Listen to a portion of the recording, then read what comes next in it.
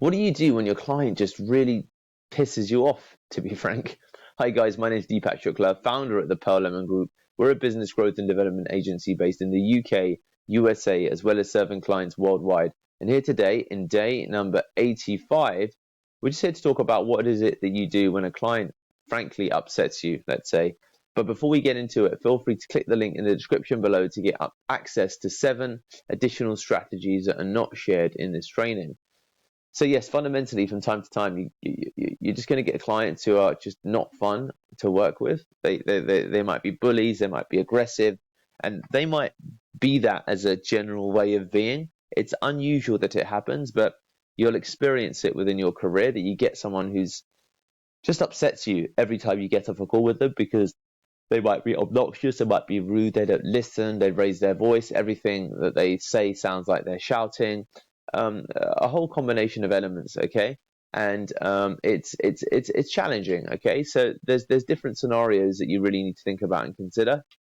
Now, if your client is clearly just being very rude, then in those instances, on the call, if you're uncomfortable with what's happening, well, first of all, the biggest thing in general is to practice patience.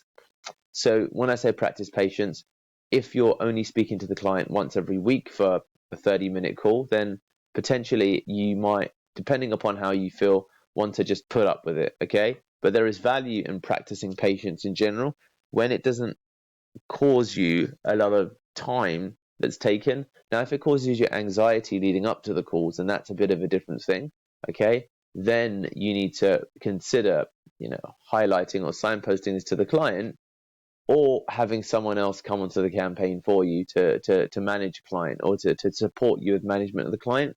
So let's just build this list, okay? So just practicing patience is the first one that we discussed.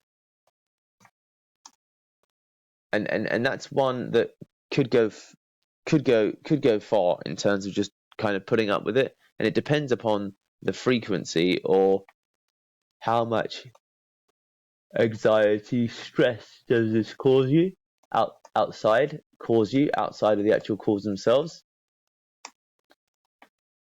The more of number 2, the bigger the action you need to take.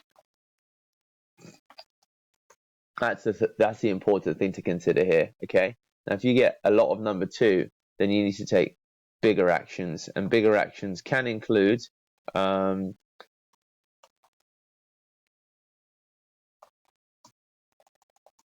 your client. And again, it depends upon for what reason and what manner your client pisses you off, and there's all kinds of ways that can happen. But fundamentally, I think that letting your client know, or rather than letting your client know,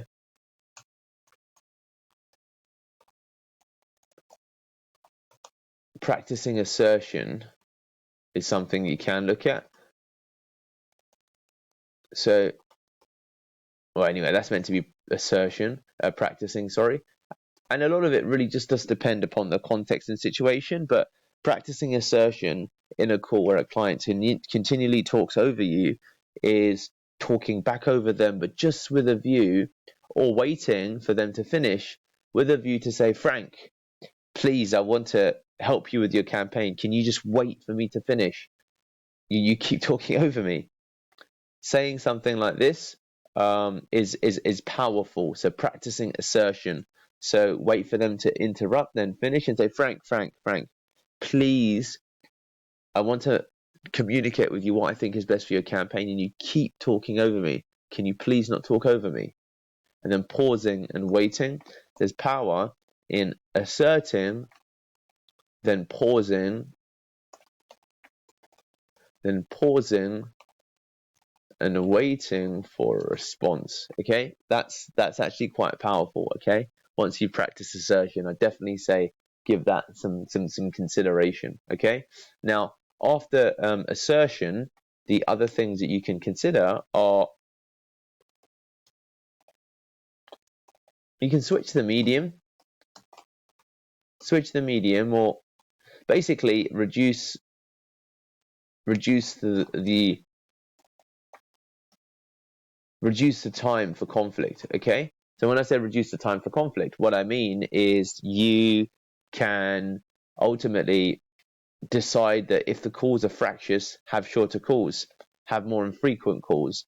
But you can angle it such that you give less of an opportunity for your client to actually upset you, and that's probably quite a good strategy in general that might be quite higher up. So if one doesn't work, or one is working, you can also jump to 6 to practice just switching the medium.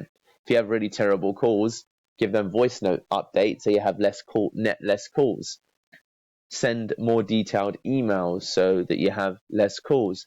If emails are really challenging because there's a continual miscommunication, have more calls. But generally speaking, switching the medium is sometimes an effective way to deal with clients that kind of piss you off. And ultimately, if none of these things are working, you can just